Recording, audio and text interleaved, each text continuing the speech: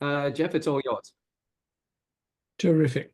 As usual, folks, hello, how are you? Can you just give me a thumbs up if you can see the screen? Yep, terrific. Okay, so here we go. We've got a member spotlight today following up, so we'll get through this pretty quickly. Most of you know who I am, so I'm not going to run through all that, but it's a pleasure to be here. Most of you who've seen these things before also know that there is no rainbows, no unicorns, just stuff that hopefully you can take away and use in your business. Here's something you need to think about. There's no way I was born to just pay bills and die. All of us feel that way, but often we don't do the thing down the bottom left-hand corner, which is take control. When we look at the past, the present, the future, two of those actually inform the third. The past and the present inform the way we act in the future. So if we want to make sure the future is going to deliver what we want it to, or at least have a chance of doing it, we've got to take and pay some attention to the past and the present. So one of the things we should be doing, because the 1st of July, the start of the new financial year is coming up, is we should do, we should do this. We should rate last year. You should just use the simple GBU system. G, what was good? B, what was bad? U, what was downright ugly and I never want to do? Or C again. But rate last year. Have a look at what worked, what didn't work, because the problems that face us as business owners, there's 4 main ones, and they happen year after year. One is no cash. Cash flow is king, not cash, but cash flow is king. More businesses go broke due to a lack of cash flow than they do for a lack of sales or assets. The second thing business owners face every year is feeling overwhelmed. There's so much to do. I mean, just look at the moment, the absolute onslaught of stuff about AI and ChatGPT and all these additional skills we're supposed to be learning on top of posting on Instagram and Facebook and LinkedIn. And don't forget, you've got to do short form videos on YouTube. It's all overwhelmed. People face that every year. Also, we spend a lot of time firefighting. We get so caught in the weeds of our business instead of on top of the mountain seeing the whole landscape that we go from place to place putting out fires, and all of which means each year most business owners end up feeling tired, stressed, trapped, and quite frankly, over it. So show of hands, can anyone sort of feel any of those 4? Do they face any of those 4? Yeah, thank you. All right. So here's the question you need to ask yourself to get the most out of financial year 24-25 is, what will you do that's not the same as you did financial year 23-24? What are you going to do to stop tripping yourself up? What are you going to do to stop wearing too many hats in the business? Because that's what happens. Remember, success doesn't come from a huge step, some big step you take in the future. It starts with small steps today, and that's crucial. So you need to get clear, and clarity will free you from what we call a small life.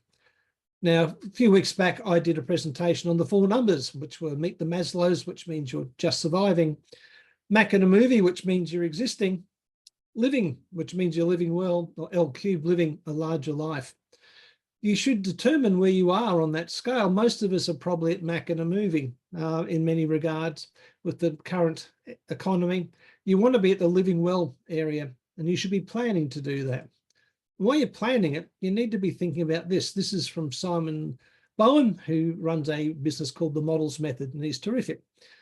1st of July, what are you going to do? Are you going to move forward? Are you going to hold tight and stay the same? Or are you going to drift and go backwards?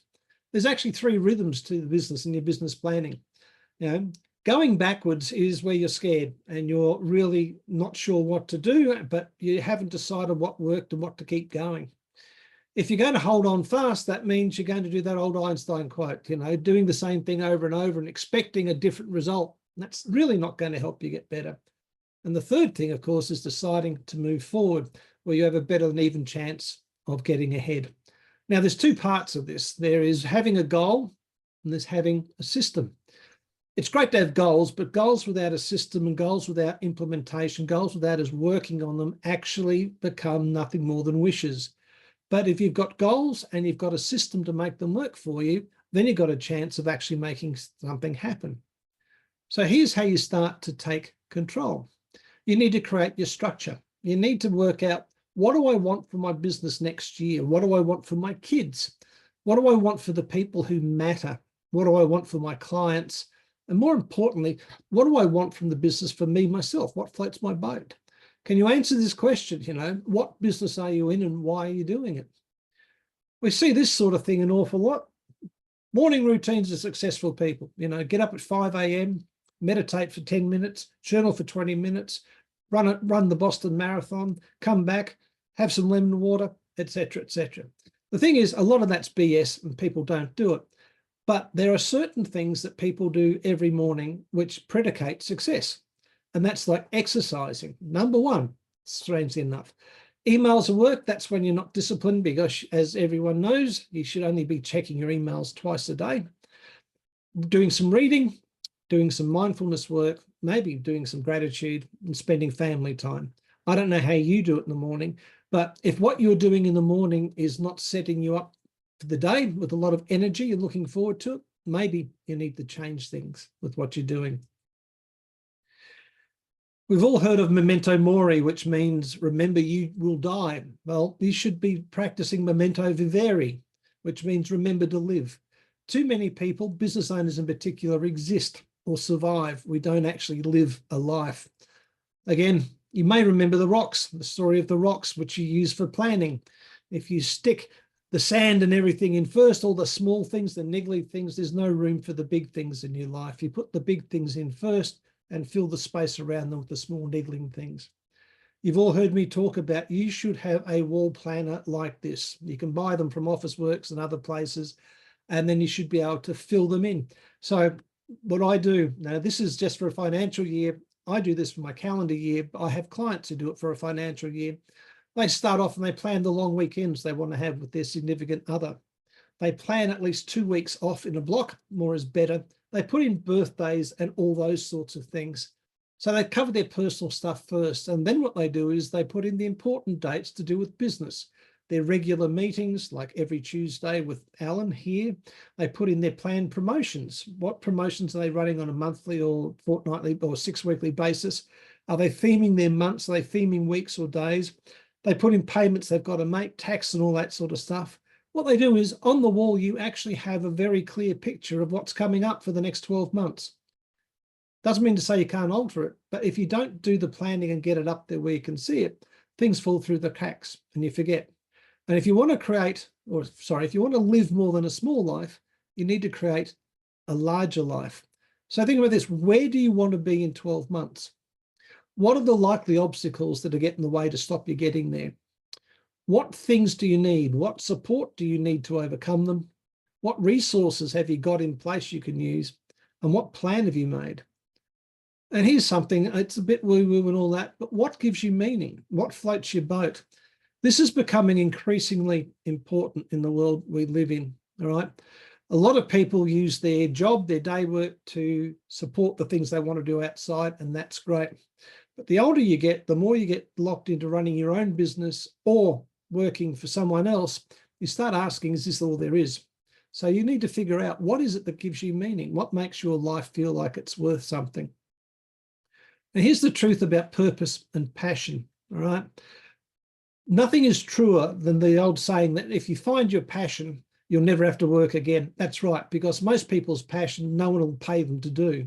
What you need to do is you need to find something that is purposeful, that people will pay you for. You want to have something that you're good at doing, something that meets your needs, but more importantly, something that meets the needs of people out there. And if it happens to light your fire, it's a bonus. I often tell the story of an ex-client of mine who he loves guitar. He's been playing guitar since he's 6 years old. He's got a soundproof room. He's got a Fender Stratocaster. He's got a Gibson. He's taken lessons. He's been playing for about 40 years. And the thing is, he's still a crap guitarist. He's absolutely dreadful. However, he's a bloody good GP. So what he does is he uses his skills as a GP to produce the income to support his hobby and his love outside, which is guitar playing. So his passion's guitar playing. It would not support him or his family.